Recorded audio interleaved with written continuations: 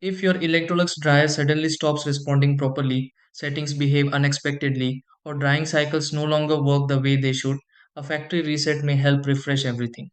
Many users notice control panel issues, unusual cycle behavior, or settings changing unexpectedly after power interruptions or temporary glitches. Sometimes the dryer still powers on, but performance feels inconsistent. In many situations, performing a factory reset on an Electrolux dryer can help clear temporary system interruptions and restore default settings. Before pressing random buttons repeatedly or unplugging the dryer without direction, these are the steps you can try to fix this and factory reset the Electrolux dryer properly. 1. Turn off the Electrolux dryer completely and make sure no drying cycle remains active before starting. 2. Disconnect the Electrolux dryer from power briefly to help clear temporary system settings properly. 3. Reconnect power and press the required control button combination depending on your Electrolux dryer model. 4.